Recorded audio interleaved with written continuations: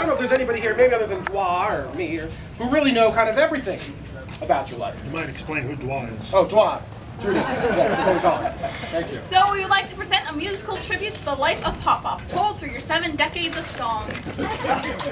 So we start in 1944, when Pop-Pop was born. 1944 in Brooklyn, NYC. A baby boy was born, they called him Manny G, with a cute little baby face. And then his parents decided to get out of that place. They packed up all their stuff to move down the sea, so they hustled down to Florida and Miami. So Pop-Pop grew up in sunny South Florida. And that's where he learned to appreciate the New York sound that he left behind in Brooklyn. In the decade followed, he became obsessed with doo-wop. And in the decades after that, he would torture the rest of us with it.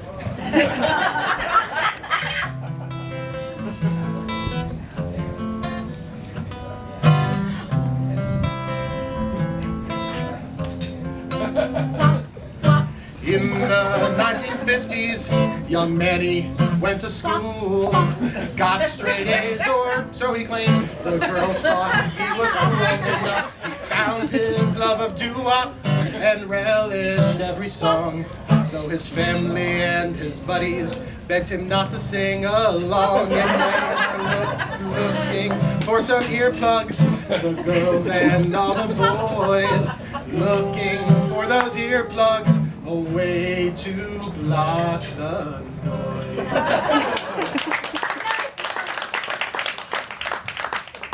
And then, in the 1960s, Pop-Pop joined the hippie generation. All the leaves are brown, all the leaves are brown, and the sky is green. He kind of like skipped over that part. He wasn't really a part of the hippie generation or anything. Really? He looks like a hippie. No? Okay, he wasn't like a hippie, but he was clearly part of like the counterculture generation. You're like, one pill makes you smaller, one pill makes you taller. There are children here! Oh, sorry, not appropriate. Also, he wasn't a part of that either! Really? So, okay, he wasn't a hippie. So, I mean, what did he do? I don't know. He went to law school and married Dwa. I don't have a song for that. Sunshine and lollipops in the rain. That's wonderful is how I feel when we're together. Then came 1972. 1972, the most important year and the most important decade in the course of human events. Yes, it is. Now, there were 2 things that were important. The first is the event that we will all remember for all time. Miami has the Dolphins, the greatest of all. Yes, in 1972, the Miami Dolphins overcame the odds and had the first only perfect season in all of professional sports. Manny would watch or attend every game, and it is clear that in some way, his devotion to the team would spur them on to victory. Yes, we're the Miami Dolphins. Miami Dolphins. Miami Dolphins #1. And everyone! Yes, we're the Miami Dolphins. Miami Dolphins. Miami Dolphins #1. And in September, the man everyone knew and loved as Manny became Dad. Papa, can you hear me? And then the 80s. Reagan, jelly beans, big shoulder pads. But Pop-Pop missed all of that. Mostly because he was working really hard.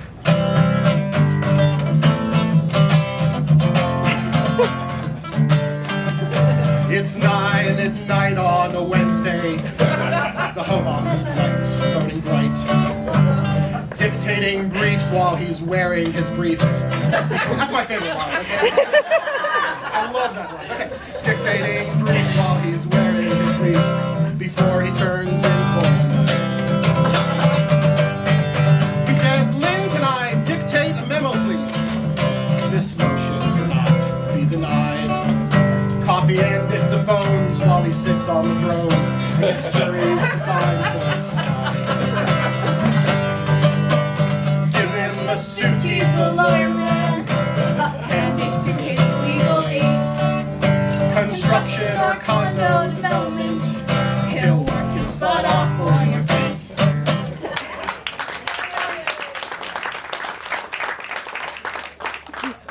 Then the 90s arrived, and really nothing happened. So then in 2000... Oh, what do you mean nothing happened. I mean, you moved to college, and then they became empty nesters, and the cruises really ramped up, and all that world travel. Well, and... okay, fine, but like musically. Oh, yeah. Let's move on. It was the year 2000. The most important year of the most important decade in the history of events. Right, okay, that's true, because that's when Manny, who was the dad, became Papa. And a star was born. Don't tell me not to live to sing. The life's Kenny and the sun's above. Don't bring on... That's good, that's good, that's good. Not really about you right now, kind of about Papa. Sorry. Don't bring on a cloud to rain on my parade. Thank you. Bring it back. So, Manny had completed his journey from Manny to father.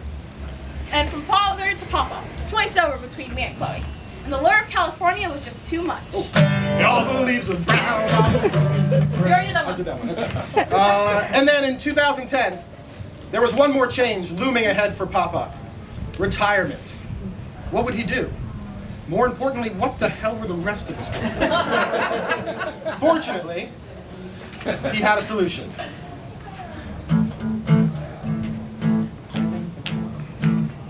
There's a golf ball flying off, sailing over sand, trying to wave to a birdie.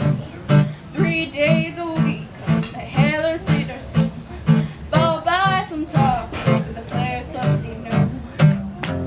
A perfect tee of a lucky approach. This is easy. Who needs a sinking coach? Avoid the water around the roughs. The final chip shot, and then you see your ball rolling on the green. That's how you love to spend your days. Now the Papa is a golf machine.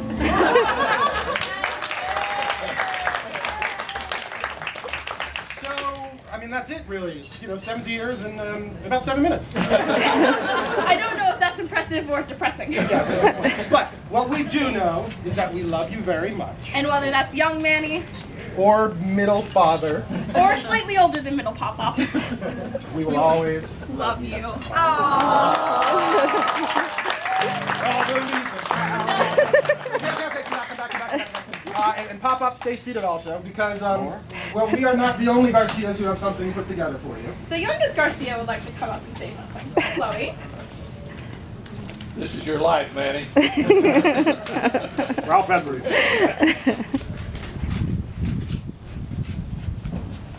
Happy birthday, Pop-Up. I love you so much. You're the best Pop-Up a girl could ever have. And I know that you got a great sense of humor, and that's why I'm going to roast you.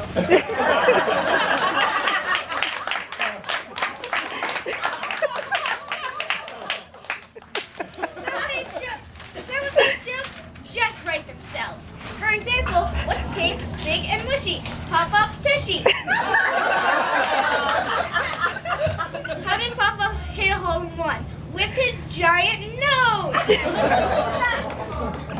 Okay, those are the easy ones. But the truth is, Pop-Up, we just love to tease you.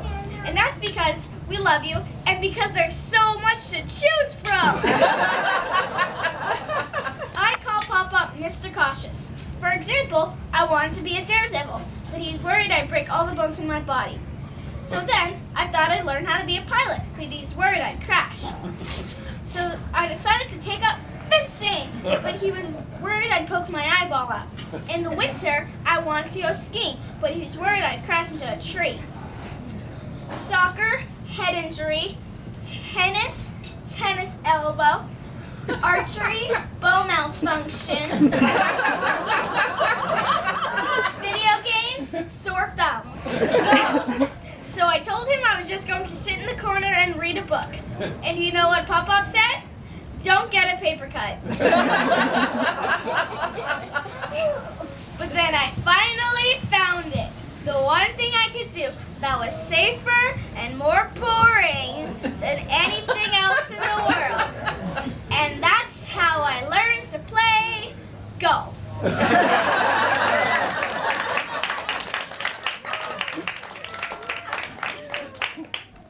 Pop-Pop's 70, and he's in great health, but he still has to go to the doctor. Just the other day,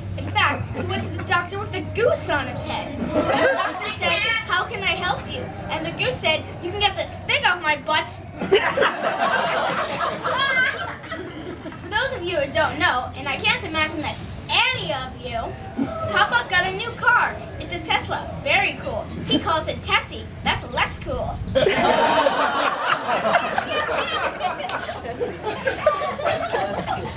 I don't know how many of you have ridden Pop-Pop's cars over the years, but he takes really good care of them. He puts towels on the floor mats. That's not a joke, by the way. That's an actual thing. Papa is very careful with his car. In fact, I'm surprised he got to this party on time.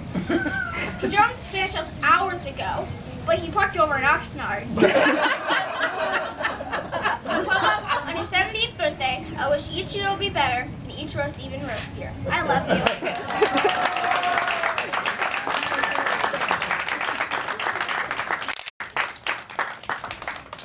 That's it.